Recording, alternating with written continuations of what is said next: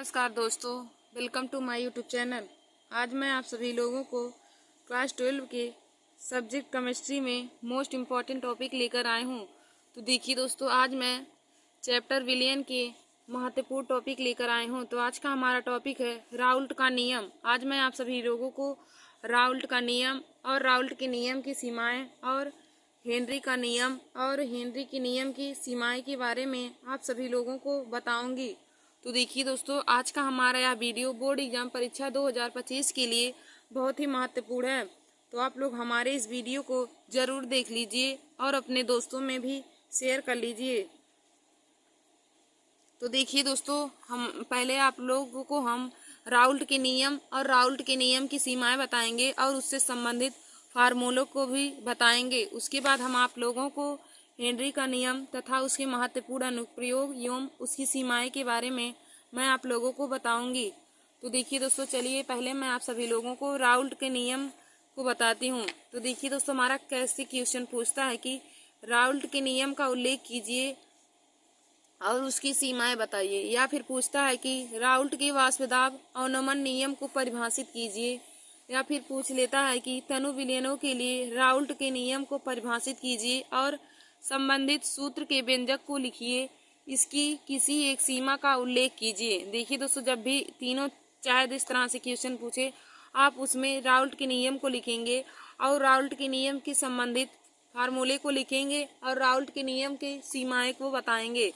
तो पहले आप लोग हेडिंग डाल लीजिएगा राउल्ट का नियम।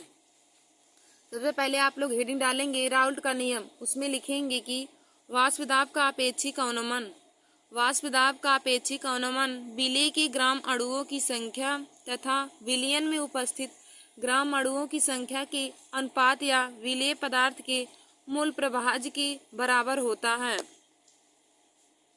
देखिए दोस्तों, राउल्ट का नियम क्या होता है कि वाष्पदाब का अपेक्षिक अनुमान विलेय के ग्राम अणुओं की संख्या तथा विलयन में उपस्थित ग्राम अणुओं की कुल संख्या के अनुपात या विलेय पदार्थ के मोल प्रभाज के बराबर होता है। अर्थात हम कह सकते हैं P minus P S upon P equal to small N upon small N plus में कैपिटल एन।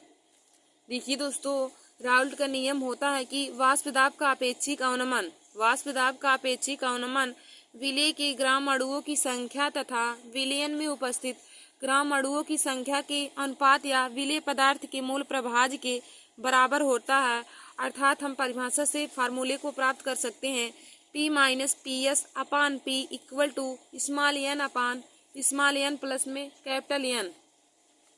देखिए दोस्तों, हमारा राउल्ट के नियम से फार्मूला प्राप्त होता है कि P माइनस में P S upon P equal to small N upon में स्मॉल एन प्लस में कैपिटल एन।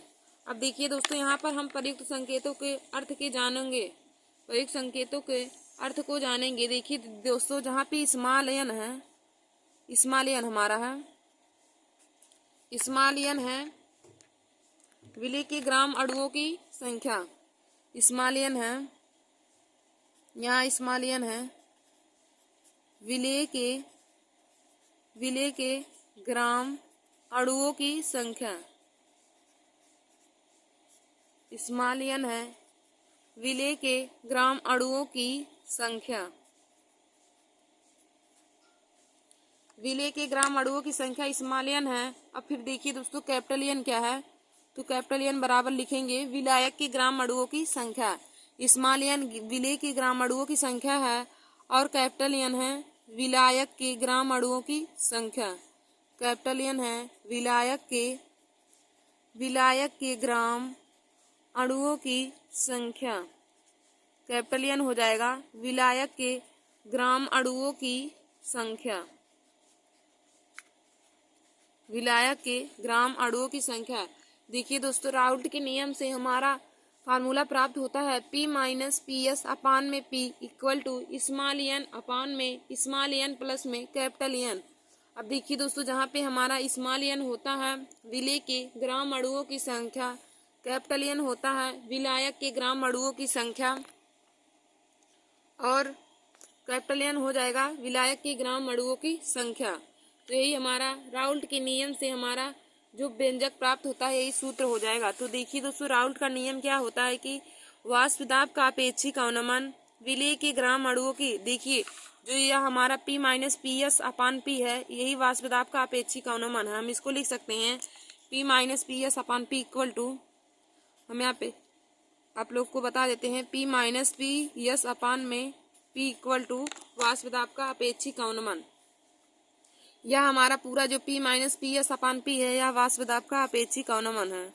वाष्प दाब का अपेक्षिक अवनमन, वाष्प दाब का अपेक्षिक अवनमन।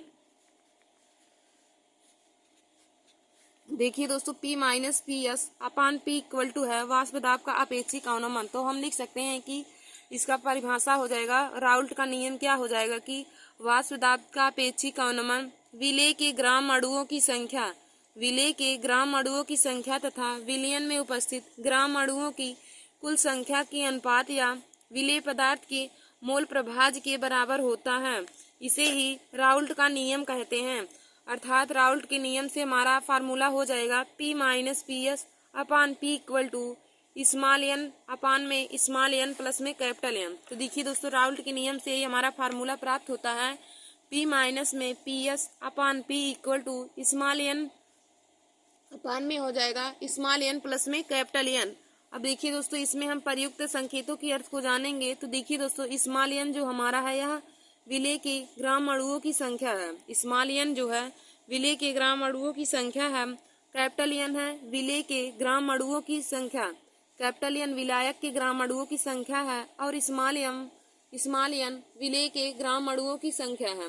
फिर उसके बाद हम देखेंगे जो P minus P S upon P है, यह वाष्प दाब का अपेक्षिक अवनमन है। P माइनस में पी एस अपान में P, यह वाष्प दाब का अपेक्षिक अवनमन है। तो देखिए दोस्तों, राउल्ट के नियम का यही फार्मूला प्राप्त होता है। तो आप लोग इसको तैयार कर लीजिए। इससे संबंधित क्वेश्चन भी बोर्ड एग्जाम की परीक्षा में पूछे जाते हैं। तो दोस्तों, मैंने आप लोगों को राउल्ट का नियम बता दिया। अब इसके बाद मैं आप लोगों को राउल्ट के नियम की सीमाएं बताऊंगी। तो आप लोग हेडिंग डाल लीजिए, राउल्ट के नियम की सीमाएं। तो देखिए दोस्तों, आप लोग अब हेडिंग डालेंगे राउल्ट के नियम की सीमाएं। तो इसमें लिखेंगे नंबर 1, राउल्ट के नियम की सीमाएं में नंबर 1 लिखेंगे, राउल्ट का नियम केवल अवाष्पशील विद्युत अनअपघट्यों के तनु विलयन पर ही लागू होता है। राउल्ट का नियम केवल अवाष्पशील विद्युत अनअपघट्यों के तनु विलयन पर ही लागू होता है। नंबर दूसरा हमारा हो जाएगा कि जो पदार्थ विलयन में संगुणित हैं या फिर मिले हुए हैं, उन पर राउल्ट का नियम लागू नहीं होता है। देखिए दोस्तों, हमारा दूसरा क्या हो जाएगा, नंबर दूसरा, जो पदार्थ विलयन में संगुणित हैं, उन पर राउल्ट का नियम लागू नहीं होता है। फिर हमारा तीसरा हो जाएगा, जो विद्युत अपघट्य विलयन में वियोजित हो जाते हैं, जो विद्युत अपघट्य विलयन में वियोजित हो जाते हैं, उन पर राउल्ट का नियम लागू नहीं होता है। देखिए दोस्तों, राउल्ट के नियम की हमने आप लोगों को 3 सीमाएं बताए हैं। तो राउल्ट के नियम की सीमाएं नंबर 1 है हमारा, नंबर 1 है कि राउल्ट का नियम केवल अवाष्पशील विद्युत अनअपघट्यों के तनु विलयन पर ही लागू होता है। राउल्ट का नियम केवल अवाष्पशील विद्युत अनअपघट्यों के तनु विलयन पर ही लागू होता है। देखिए दोस्तों, राउल्ट का नियम की सीमाएं नंबर 1 है कि राउल्ट का नियम केवल अवाष्पशील विद्युत अनअपघट्यों के तनु विलयन पर ही लागू होता है। नंबर दूसरा आप लोग लिखेंगे कि जो पदार्थ विलयन में संगुणित होते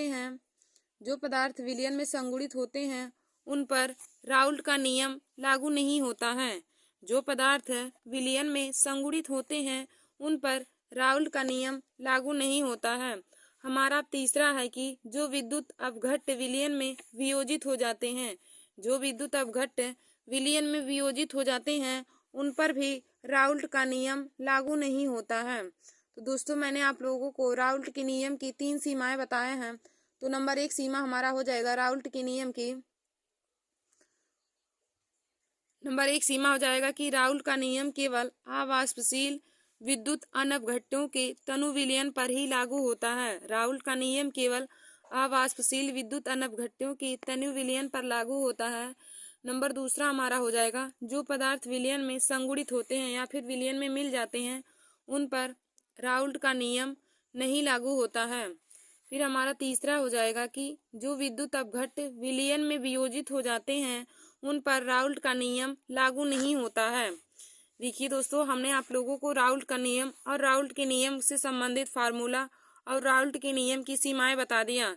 तो हमारा टॉपिक पहला था कि राउल्ट का नियम लिखिए और राउल्ट के नियम से संबंधित फार्मूला लिखिए तथा इसकी कोई एक सीमा लिखिए।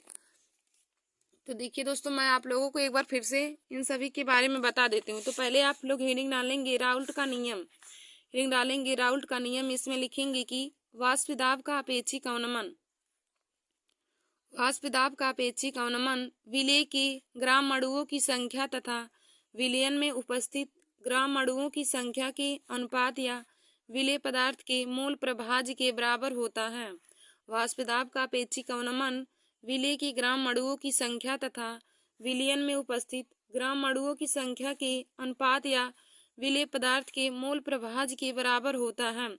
अर्थात हम इस नियम से फार्मूला लिख सकते हैं कि P minus P S upon P equal to small N upon small N plus में कैपिटल एन हो जाएगा। देखिए दोस्तों, राउल्ट के नियम से हमारा फार्मूला निकल आएगा P माइनस में P S upon P equal to small N upon में स्मॉल एन प्लस में कैपिटल एन। अब देखिए दोस्तों, इसमें हम प्रयुक्त संकेतों को अर्थ को बताएंगे। तो फार्मूला होता है P minus P S upon P equal to small N upon में स्मॉल एन प्लस में कैपिटल एन हो जाएगा।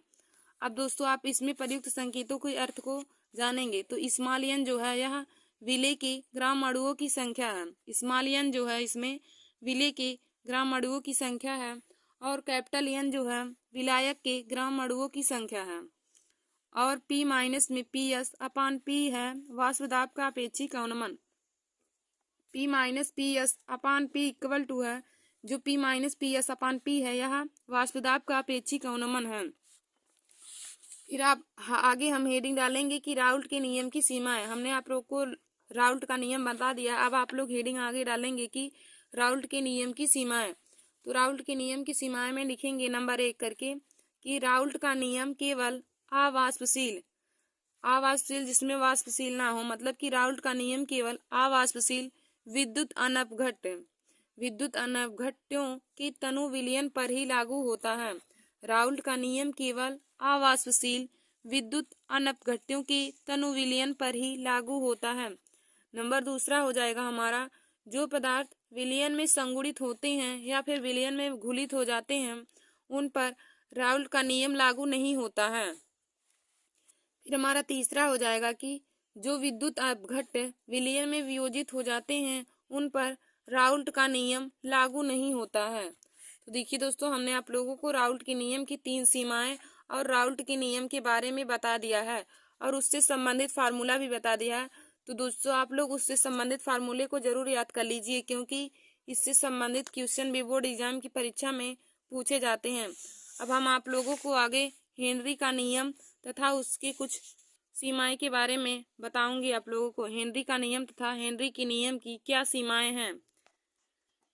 तो देखिए दोस्तों, हमारा अगला है हेनरी का नियम तथा कुछ महत्वपूर्ण अनुप्रयोग एवं इसकी सीमाएं को बताइए। तो आप लोग पहले हेडिंग डालेंगे हेनरी का नियम। हेनरी का नियम इसमें लिखेंगे हेनरी का नियम 1803 के अनुसार 1803 में हेनरी के नियम के अनुसार किसी गैस का वाष्प अवस्था में आंशिक दाब कैपिटल P विलयन में गैस के मोल प्रभाज्य के समानुपाती होता है। देखिए दोस्तों, हेनरी का नियम क्या कहता है कि हेनरी के नियमानुसार किसी गैस का वाष्प अवस्था में आंशिक दाब कैपिटल P हो जाएगा। आंशिक दाब कैपिटल P विलयन में गैस के मोल प्रभाज्य के समानुपाती होता है। अर्थात हम कह सकते हैं P समानुपाती यक्ष। और देखिए दोस्तों, जब समानुपाती का चिन्ह हटता है तो कोई एक कांस्टेंट लगता है। तो यहाँ पे हम KH कांस्टेंट लगा देंगे तो P बराबर हो जाएगा KH इंटू में यक्ष हो जाएगा। हेनरी का नियम कहता है कि सन 1803 ईस्वी में हेनरी की नियमानुसार, देखिए दोस्तों, हेनरी का नियम 1803 ईस्वी में बना था। तो 1803 में हेनरी के नियम के अनुसार किसी गैस का वाष्प अवस्था में आंशिक दाब P, किसी भी गैस का वाष्प अवस्था में आंशिक दाब P विलयन में गैस के मूल प्रभाज्य यक्ष के समानुपाती होता है। अर्थात हम कह सकते हैं P समानुपाती यक्ष। और देखिए दोस्तों, जब समानुपाती का चिन्ह हटता है तो वहाँ पे कोई कांस्टेंट लगता है, तो हम लिख सकते हैं P इक्वल टू के एच इंटू में यक्स। यहाँ पर के एच हमारा एक कांस्टेंट है जिसको हम हेनरी स्थिरांक कह सकते हैं। के एच यहाँ पे हमारा हेनरी स्थिरांक है और यक्स मोल प्रभाज है और P आंशिक दाब है। P आंशिक दाब है और यक्स मोल प्रभाज है। के एच हेनरी स्थिरांक है। तो देखिए दोस्तों, हेनरी के नियम से हमारा फार्मूला क्या प्राप्त होता है? P समानुपाती यक्स होता है, क्योंकि हेनरी का नियम कहता है कि किसी गैस का वाष्प अवस्था में आंशिक दाब, किसी भी गैस का वाष्प अवस्था में आंशिक दाब P गैस के मूल प्रभाज्य यक्ष के समानुपाती होता है। तो देखिए दोस्तों, हम लिख देंगे P समानुपाती यक्ष। अब यहाँ से जब समानुपाती का चिन्ह हटेगा तो कोई कांस्टेंट लगेगा, तो हो जाएगा P इक्वल टू के एच इंटू में यक्स हो जाएगा। P इक्वल टू हो जाएगा के एच इंटू में यक्स। अब देखिए दोस्तों, यह जो के एच हमारा है हेनरी स्थिरांक है, तो हम यहाँ लिख देंगे जहाँ के एच बराबर, हम लिखेंगे जहाँ P बराबर यक्स बराबर और के एच बराबर। अब तीनों के अर्थ को जानेंगे यहाँ पे कौन क्या है। तो देखिए दोस्तों, P हमारा आंशिक दाब है, जहाँ हम लिखेंगे P आंशिक दाब है, P आंशिक दाब है और यक्स मोल प्रभाज है। P आंशिक दाब है, यक्स मोल प्रभाज है और के एच जो है यह हेनरी स्थिरांक है। के एच है यह हेनरी स्थिरांक है, हेनरी स्थिरांक है। देखिए दोस्तों, P आंशिक दाब है, यक्स मोल प्रभाज है और के एच हेनरी स्थिरांक है। तो राउल्ट का नियम कहता है कि किसी भी गैस का हेनरी का नियम कहता है कि किसी गैस का वाष्प अवस्था में आंशिक दाब P विलयन में गैस के मूल प्रभाज्य यक्ष के समानुपाती होता है। अर्थात P समानुपाती यक्ष हो जाएगा, P समानुपाती यक्ष हो जाएगा। और देखिए दोस्तों, जब समानुपाती का चिन्ह हटेगा तो कोई एक स्थिरांक लग जाएगा, तो P इक्वल टू हो जाएगा के एच इंटू में यक्स। अब यहाँ पे जो हमारा के एच है यह हेनरी स्थिरांक है और P आंशिक दाब है, यक्स मूल प्रभाज है और के एच हेनरी स्थिरांक है। तो देखिए दोस्तों, हेनरी के नियम का फार्मूला यही होता है। हेनरी के नियम का फार्मूला होता है P इक्वल टू के एच इंटू में यक्स हो जाएगा। फिर देखिए दोस्तों, आगे हम लोग हेनरी के नियम की सीमाएं के बारे में जानेंगे। तो देखिए दोस्तों, हमारा आगे हो जाएगा हेनरी के नियम की सीमाएं। आप लोग हेडिंग डालिए हेनरी के नियम की सीमाएं। तो इसमें हम लिखेंगे कि हेनरी के नियम की निम्नलिखित सीमाएं हैं। हेनरी के नियम की निम्नलिखित सीमाएं हैं। नंबर 1 लिखेंगे इसमें, हेनरी का नियम केवल आदर्श गैस के लिए मान्य है। हेनरी का नियम केवल आदर्श गैस के लिए मान्य है। फिर दूसरा हमारा हो जाएगा ताप स्थिर तथा बहुत कम होना चाहिए। हेनरी के नियम के लिए ताप स्थिर तथा बहुत कम होना चाहिए। और नंबर 3 हो जाएगा कि हेनरी के नियम के लिए उच्च दाब होना चाहिए। हेनरी के नियम के लिए ताप स्थिर तथा बहुत कम होना चाहिए और उच्च दाब होना चाहिए। फिर हमारा अगला हो जाएगा कि गैस की आणविक अवस्था द्रव तथा गैसीय दोनों अवस्थाओं में समान होना चाहिए। गैस की आणविक अवस्था द्रव तथा गैसीय दोनों अवस्थाओं में समान होना चाहिए। देखिए दोस्तों, हेनरी के नियम की क्या सीमाएं होती हैं। तो हेनरी की नियम सीमाएं हम हेडिंग डालेंगे, तो इसमें लिखेंगे नंबर 1, हेनरी का नियम केवल आदर्श गैस के लिए मान्य है। हेनरी का नियम केवल आदर्श गैस के लिए मान्य है। नंबर दूसरा हो जाएगा कि ताप स्थिर तथा बहुत कम होना चाहिए। हेनरी के नियम के लिए ताप स्थिर तथा बहुत कम होना चाहिए। फिर हम आगे देखेंगे कि हेनरी के नियम के लिए उच्च दाब होना चाहिए। हेनरी के नियम के लिए उच्च दाब होना चाहिए, ताप स्थिर तथा बहुत कम होना चाहिए। फिर अगला हम देखेंगे कि हेनरी के नियम के लिए गैस की आणविक अवस्था द्रव तथा गैसीय दोनों अवस्थाओं में समान होना चाहिए। देखिए दोस्तों, हमारा अगला हो जाएगा कि हेनरी गैस की आणविक अवस्था द्रव तथा गैसीय दोनों अवस्थाओं में समान होना चाहिए। हेनरी के नियम के लिए गैस की आणविक अवस्था द्रव एवं गैसीय दोनों अवस्थाओं में समान होना चाहिए, यही हेनरी का नियम कहता है। तो हेनरी के नियम की 4 सीमाएं होता है। हेनरी के नियम की सीमाएं 4 है। तो नंबर 1 हो जाता है कि हेनरी का नियम केवल आदर्श गैसों के लिए ही मान्य है। हेनरी का नियम केवल आदर्श गैसों के लिए ही मान्य होता है। फिर हमारा दूसरा हो जाएगा कि हेनरी के नियम के लिए ताप स्थिर तथा बहुत कम होना चाहिए। हेनरी के नियम के लिए ताप स्थिर तथा बहुत कम होना चाहिए। फिर हमारा अगला है कि हेनरी के नियम के लिए उच्च दाब होना चाहिए। फिर हमारा अगला हो जाएगा कि गैस की आणविक अवस्था द्रव तथा गैसी दोनों अवस्थाओं में सामान्य होना चाहिए। देखिए दोस्तों, हेनरी के नियम तथा हेनरी के नियम की सीमाएं हमने आप लोगों को बता दिया और इससे संबंधित फार्मूले को बता दिया है। तो हम एक बार आप लोगों को पुनः बता देते हैं कि हेनरी का नियम और उसकी सीमाएं के बारे में। तो आप लोग पहले हेडिंग डालेंगे हेनरी का नियम। इसमें लिखेंगे कि सन 1803 ईस्वी में हेनरी के नियमानुसार सन 1803 ईस्वी में हेनरी के नियमानुसार किसी गैस का वाष्पावस्था में आंशिक दाब P किसी गैस का वाष्पावस्था में आंशिक दाब P विलयन में गैस के मूल प्रभाज्य अक्ष के समानुपाती होता है। किसी गैस का वाष्पावस्था में आंशिक दाब P विलयन में गैस के मूल प्रभाज्य अक्ष के समानुपाती होता है। अर्थात हम कह सकते हैं नियम से P समानुपाती हो जाएगा यक्ष के। अब देखिए दोस्तों, जब समानुपाती का चिन्ह हटता है तो वहाँ पे कोई एक कांस्टेंट लगता है। तो हम जब समानुपाती का चिन्ह हटाएंगे तो हो जाएगा P इक्वल टू के एच इंटू में यक्स हो जाएगा। P इक्वल टू हो जाएगा के एच इंटू में यक्स हो जाएगा। अब देखिए दोस्तों, हेनरी के नियम से होता है कि आंशिक दाब विलयन के मूल प्रभाज्य के समानुपाती होता है। तो P समानुपाती यक्स हो जाएगा। अब समानुपाती का चिन्ह हटेगा तो यहाँ पे कांस्टेंट आ जाएगा। तो P इक्वल टू हो जाएगा के एच इंटू में यक्स हो जाएगा। अब देखिए दोस्तों, हम यहाँ पे प्रयुक्त संकेतों को अर्थ के जानेंगे। यही देखिए हमारा हेनरी के नियम का फार्मूला होता है। जब भी आपसे पूछे तो आप लोग यही फार्मूला लिखेंगे या बताएंगे P इक्वल टू के एच इंटू में यक्स। तो देखिए दोस्तों, जहाँ पे P आंशिक दाब है, यक्स मूल प्रभाज्य है और के एच हेनरी स्थिरांक है। तो हमने आज आप सभी लोगों को हेनरी का नियम, हेनरी की नियम की सीमाएं और राउल्ट का नियम और राउल्ट के नियम की सीमाएं के बारे में बता दिया है। तो दोस्तों, आप लोग इसे जरूर अपने कॉपी में नोट कर लीजिएगा। और देखिए दोस्तों, यह बोर्ड एग्जाम परीक्षा के दृष्टि से बहुत ही महत्वपूर्ण टॉपिक है, क्योंकि दोनों नियम में से एक नियम आपको बोर्ड एग्जाम परीक्षा 2025 में जरूर पूछा जाएगा। तो आप लोग दोनों का राउल्ट और हेनरी का नियम तैयार कर लीजिए। उससे संबंधित फार्मूले को भी और दोनों नियम की सीमाएं को भी तैयार कर लीजिएगा। धन्यवाद दोस्तों। ऐसे हमारे वीडियो को देखने के लिए आप सभी लोग हमारे YouTube channel Nancy success classes को सब्सक्राइब कर लीजिए और दोस्तों में शेयर करना ना भूलें। धन्यवाद दोस्तों।